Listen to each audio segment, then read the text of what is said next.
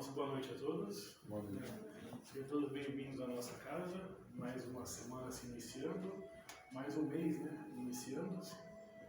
E como de praxe, a gente, antes de começarmos os estudos dessa noite, gostaria de pedir a todos que nesse momento, independente como você prefira ficar, se de olhos abertos, de olhos fechados, mas que busque elevar o nosso pensamento até Deus, nosso Pai, até Jesus, nosso Mestre. E agradecidos que somos por mais essa oportunidade que temos essa noite, de estudarmos um pouquinho mais sobre o seu Evangelho, um pouquinho mais sobre os seus ensinamentos. Agradecidos que somos da espiritualidade que há tanto preparou esse ambiente, que possa também nos incluir para o melhor aprendizado essa noite. E que possamos, com certeza, sair daqui um pouquinho melhor que quando nós aqui adentramos. Um pouquinho mais esclarecidos, um pouquinho mais daquela paz que todos nós buscamos. Mestre Jesus, rogamos a vossa permissão para iniciarmos os estudos dessa noite. Se conosco, e que assim seja. Assim seja. Bom, mais uma vez, então, boa noite. E o estudo que a gente preparou para essa noite está lá no capítulo 17 do Evangelho segundo o Espiritismo, no item 11, cujo tema é cuidar do corpo e do espírito. Kardec ele inicia a exposição dessa noite com a seguinte pergunta: a perfeição moral consiste no castigar o corpo físico? Então, para eu atingir a minha evolução moral, para eu atingir um estado de espírito perfeito, assim como, por exemplo, Cristo é, eu preciso castigar o corpo físico que hoje eu habituo, que hoje o espírito Fábio habitua, o espírito de cada um de nós habitua dentro desse receptáculo, no nosso planeta Terra? No Evangelho, já lá no início, ele traz que duas são as formas pelos quais a espiritualidade separa, na época, a raça humana, ou assim, as culturas até então difundidas. A primeira seriam a dos ascetas, que seriam aqueles que querem castigar o corpo, que asceticismo é uma doutrina filosófica que defende a abstenção dos prazeres físicos e psicológicos, acreditando ser o caminho para atingir o equilíbrio, a perfeição e equilíbrio moral e espiritual. Acho que todo mundo já ouviu falar daquelas seitas em que a pessoa castiga o próprio corpo, ele se autoflagela, ele se autobate, seja com as mãos, seja com outros instrumentos, porque ele acredita que castigando o corpo físico, o espírito se sobressai. Então, a partir do momento em que ele machuca o corpo, esse machucar do corpo faz com que o espírito seja um espírito melhor e saia dali um espírito evoluído. E contrapondo a isso, existe a doutrina do materialismo, que é aquela que simplesmente quer anular o espírito. Então, enquanto uma machuca o corpo para se sobressair o espírito, na outra você anula o espírito e vive exclusivamente em razão dos bens materiais, em razão de tudo o que acontece nesse planeta. Então, para essas pessoas, não existe uma vida após essa vida. Tudo acaba agora. Acaba com o Fábio desencarnando, o Fábio morrendo, acabou o Fábio. Ou ele volta para um todo, ou ele simplesmente deixa de existir. É o que o materialismo vem explicar. E qual está certo? Qual está errado? Lá no livro dos Espíritos, na introdução, Kardec faz a seguinte observação: o espírito encarnado está sob a influência da matéria.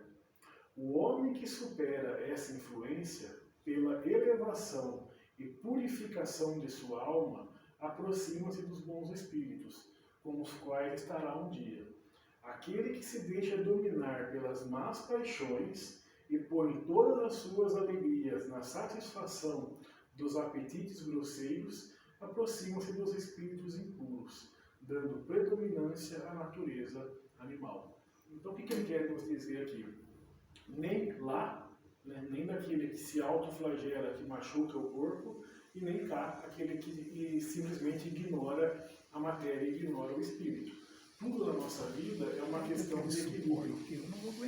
E o que ele vem dizer aqui? Então, que nós estamos, enquanto encarnados, sob a influência da matéria. Isso é fato. Então, assim como quando a gente entra, por exemplo, dentro de uma piscina, dentro do mar, aquela água, ela segura o corpo, ela faz com que a gente não consiga se movimentar tão rápido, esse corpo ele também segura a influência do espírito. Eu não consigo, eu, Fábio, como espírito, me manifestar enquanto estou encarnado, do mesmo modo que eu conseguiria me manifestar enquanto estou desencarnado, quando não estou habitando esse corpo. Né? Vários são os exemplos. Um deles, por exemplo, é a vista. Né? Enquanto encarnado, agora de olhos abertos, eu enxergo com a vista no meu corpo. Eu enxergo com esses dois olhos que eu tenho. Alguns perfeitos, outros que precisam de lentes corretivas, outros que enxergam com um olho só, outros que não enxergam perto, não enxergam de longe. Ao passo que o espírito, ele enxerga com o olhar do espírito, e daí ele olha muito mais adiante. Ele consegue enxergar com um verdadeiro olhar espiritual. Então, o corpo ele já está aqui ofuscando uma das qualidades do espírito.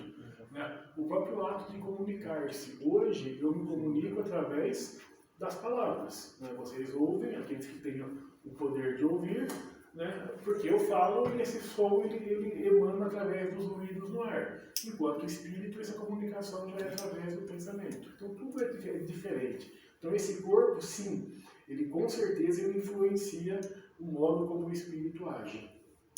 Na questão 368 do Livro dos Espíritos, Kardec pergunta: assim sendo, o evoltório material seria um obstáculo à livre manifestação das faculdades do espírito, como um vidro opaco se opõe à livre emissão da luz?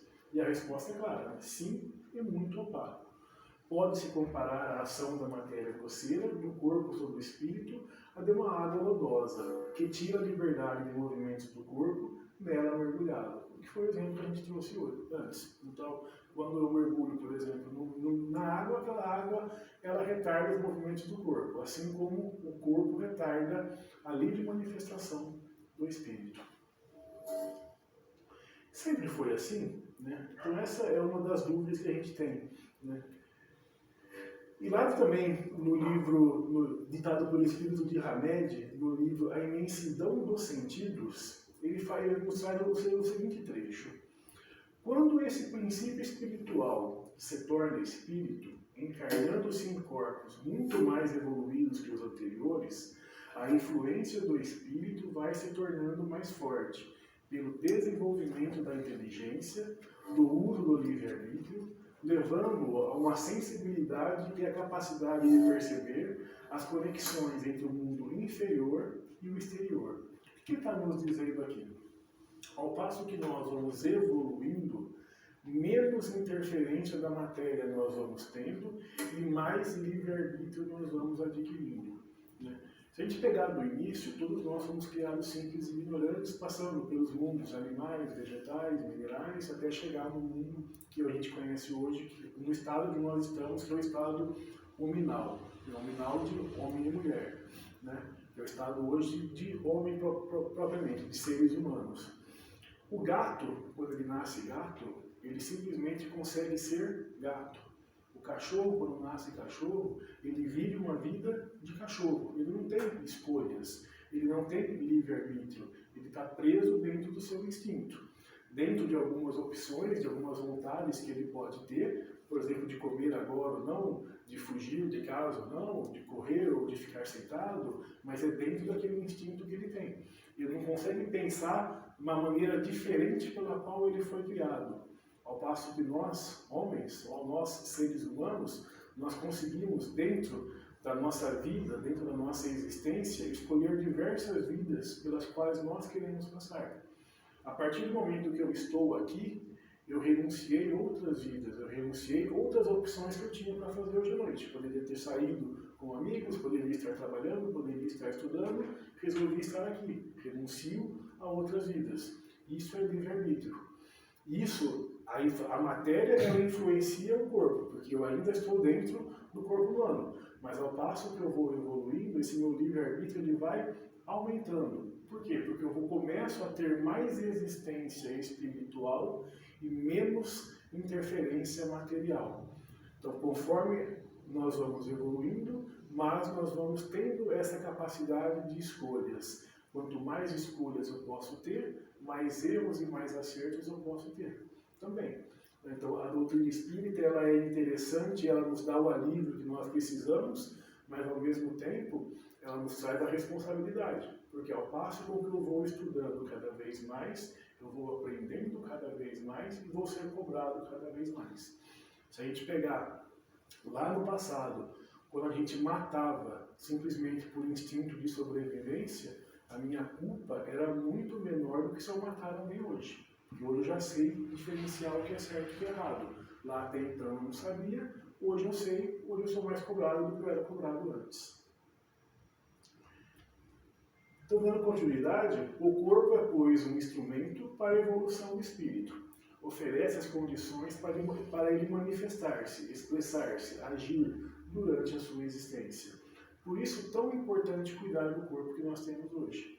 Para quem tem carro, para quem tem casa, para quem tem qualquer objeto que você utiliza-se aquilo para realizar uma atividade, seja ela uma atividade de hobby, por prazer, por brincadeira, seja ela uma atividade de trabalho, o que você precisa fazer? Então, como exemplo, aquele que tem um carro precisa dar a manutenção no carro. Aquele que tem uma casa precisa dar manutenção na casa. Quem tem ferramentas de trabalho precisa dar manutenção naquelas ferramentas. Para quê? Para que elas possam ser utilizadas da melhor maneira possível.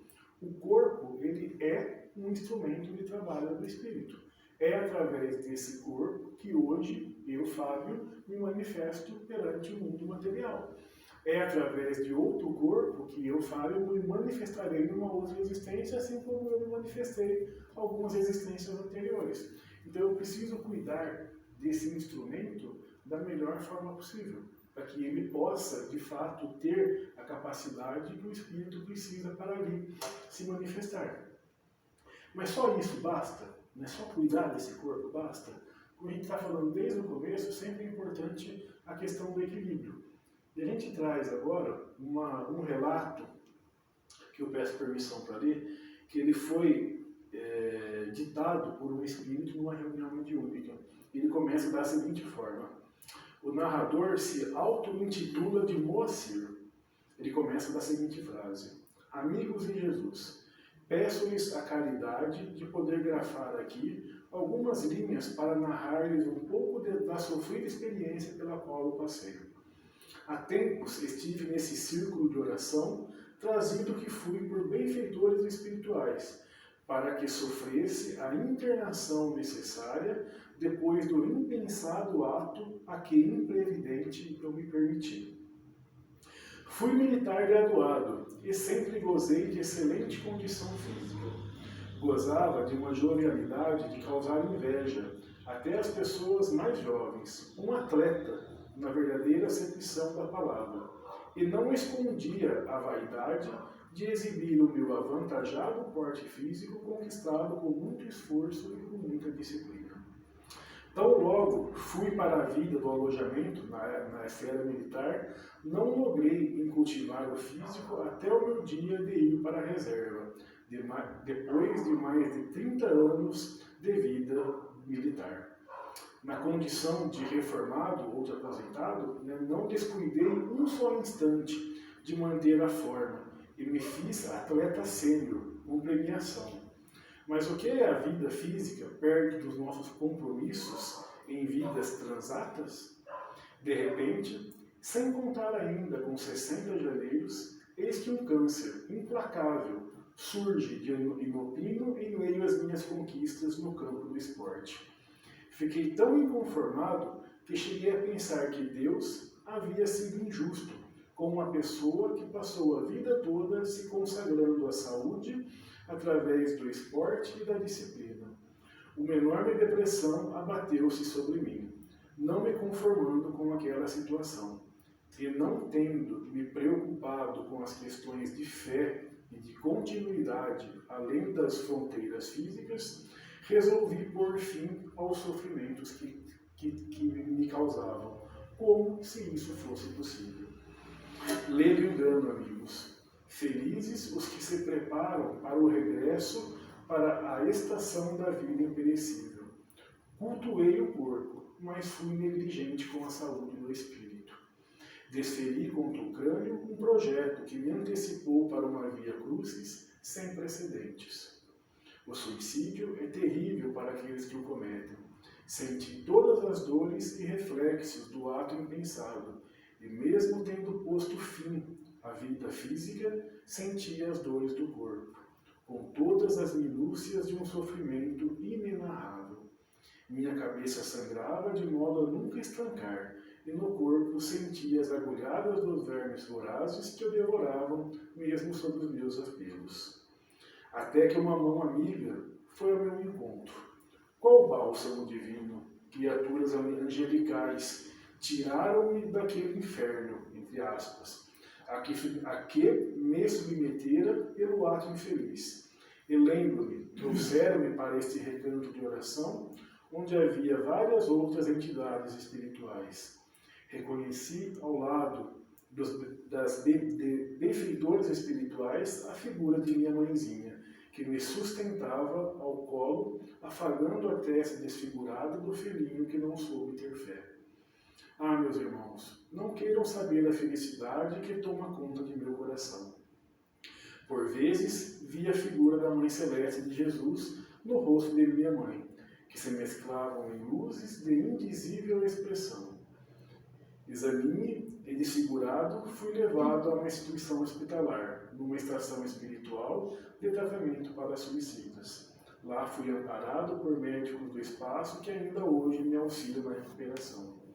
Ainda sofria as consequências do ato infeliz, que, vez por outra, me vem à lembrança, mas graças a Deus vou encontrando forças para suportar dia a dia o sofrimento.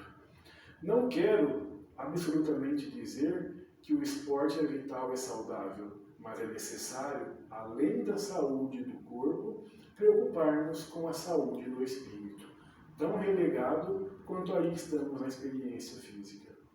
Dizem-nos os médicos espirituais que o Evangelho é um manancial de saúde e profilaxia para o espírito, e que não há no mundo melhor cartilha para a saúde espiritual que invariavelmente reflete-se sobre o corpo que está sujeito ao primeiro. Brevemente eu voltarei à escola terrena, em breve experiência, para aliviar minha alma enferma, visto que comprometi sérios campos do corpo espiritual. Em um corpo com limitação, encontrará minha alma o repouso necessário e reconquistas espirituais. Muita paz. Então, o que ele fala aqui? Né? Ele sempre cuidou bastante do corpo, desse receptáculo, por assim dizer, que habita o espírito. Mas ele esqueceu de cuidar do outro lado. Né? Faltou a questão que a gente vem falando desde o início. Faltou a questão do equilíbrio. Né? Hoje, eu preciso viver nesse mundo material. Por que eu assim preciso? Porque eu estou ainda passando por provas e expiações. Ainda tenho muitos erros a corrigir, seja do presente, seja do passado, e ainda muitas provações a passar. E essas provações são passadas enquanto a gente está encarnado. Aprendemos no mundo espiritual, lá estudamos, lá trabalhamos, mas aqui nós fazemos essas provas e essas nossas expiações. Por que o é assim? Porque Deus assim quis. Ele poderia ter criado todos simplesmente já espíritos puros, espíritos perfeitos, mas não o fez. Dentro da sua sabedoria, dentro da sua grandiosidade e dentro do seu amor, ele criou todos iguais, simples e ignorantes, e dá a todos nós, todos os dias, a oportunidade que temos de ser espíritos melhores. Né? Acho que essa é a única certeza que nós temos no nosso dia a dia, né? Que um dia nós seremos tão bons e tão evoluídos quanto Cristo o é. Né? Se vai demorar mais ou menos, daí depende de cada um de nós. Como a gente está falando também desde o começo, é o nosso livre-arbítrio trabalhando dia após dia. O mundo de hoje, ele não precisa de ascetas ou eremitas, né, que são aqueles que castigam-se física e moralmente para elevar-se ao Pai.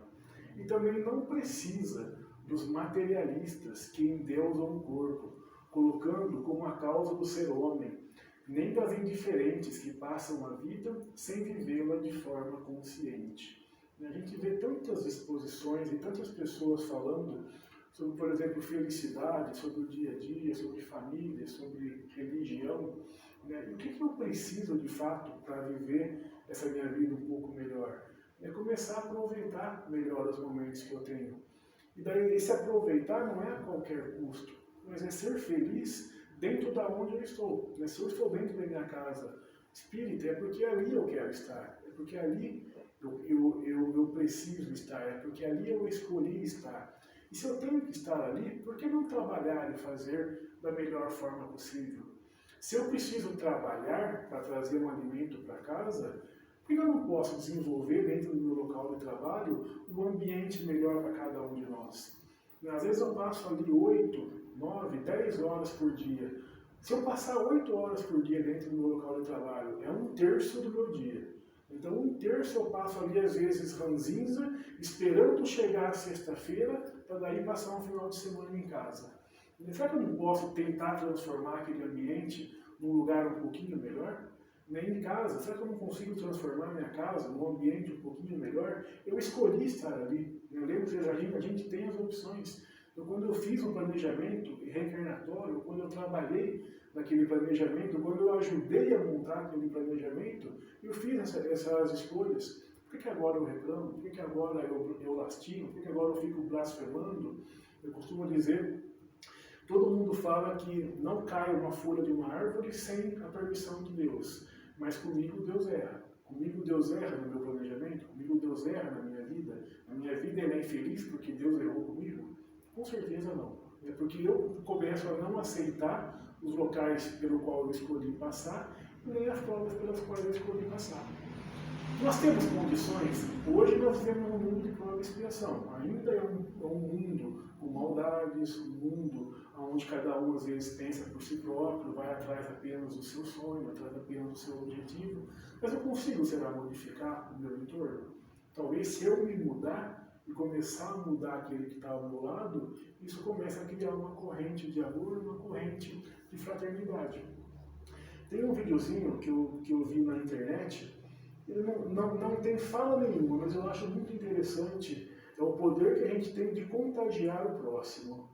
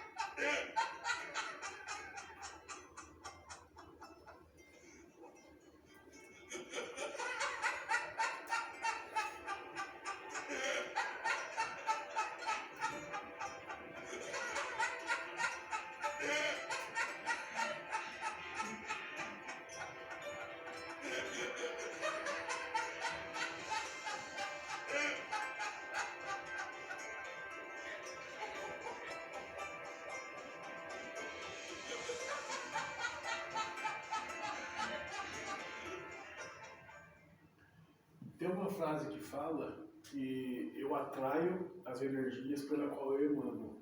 Então, se eu emano alegria, eu atraio alegria. Se eu emano tristeza, eu atraio tristeza. É que o contrário também não é verdade? A partir do momento que eu emano alegria, eu não consigo transformar aqueles que estão ao meu redor também em pessoas mais alegres? A partir do momento que eu emano tristeza, será que eu não consigo transformar aquelas pessoas que estão ao meu redor também em pessoas mais tristes? Então, olha a responsabilidade que nós temos todos os dias da nossa vida.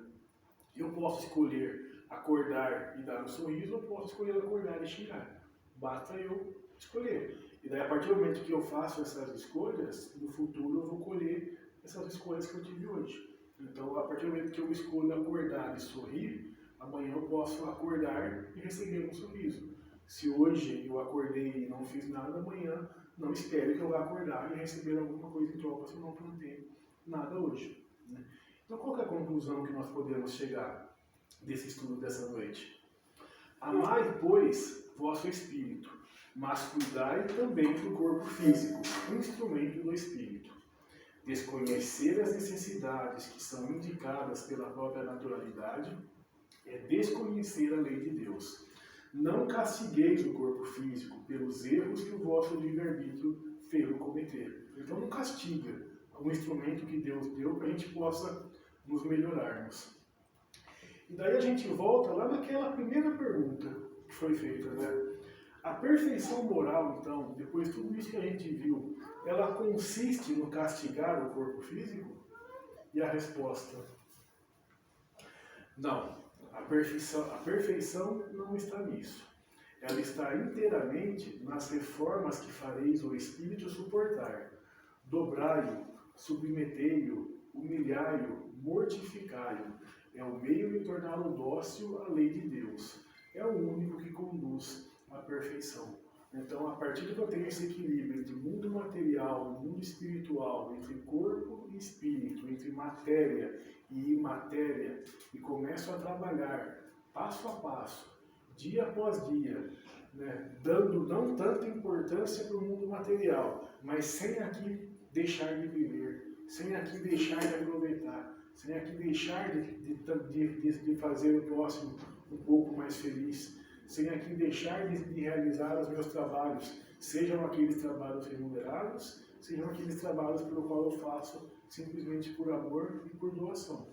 Então, a partir do momento que eu começo a ter esse equilíbrio, começo a de fato entender que eu preciso passar por essa existência, e se eu preciso passar por aqui, vamos aproveitar da melhor forma possível, ajudando um ao outro, nos abraçando, nos dando as mãos e buscando essa perfeição moral, é que a gente vai conseguir atingir amanhã, talvez, um mundo um pouquinho melhor do que o mundo é hoje. Então, se eu quero ter um mundo melhor, eu preciso começar a modificar.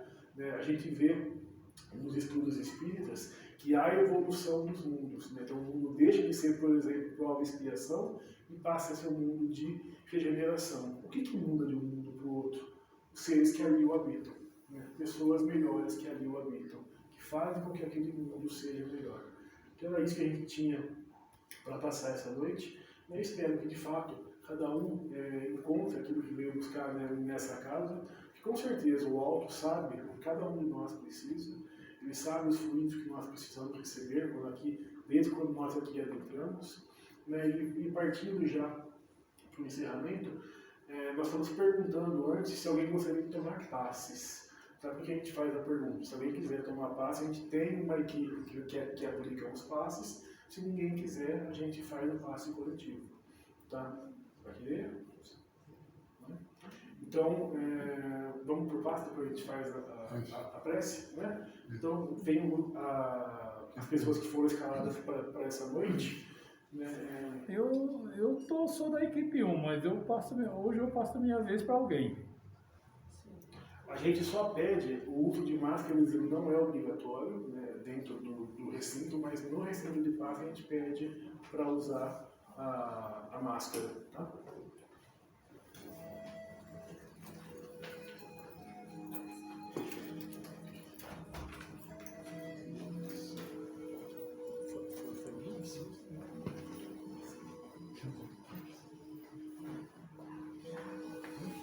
Voltamos ao Pai. Suas bênçãos sobre cada um de nós, aqueles que não puderam comparecer à reunião dessa noite, independente do seu motivo, que possam receber também, onde quer que estejam, seja em casa, no trabalho, escolas, hospitais, outras casas de oração, esses mesmos fluidos magnéticos que recebemos desde quando adentramos nessa casa, aliviando-lhes, Pai, o seu sofrimento e, se for possível, a cura, seja ela do corpo, mas principalmente aquela cura do espírito, aquela dor moral, aqueles castigos morais. Mestre Jesus, crentes no vosso amor mais uma vez, agradecemos pela oportunidade que tivemos, pela exposição, pelos ensinamentos que ali veio do alto.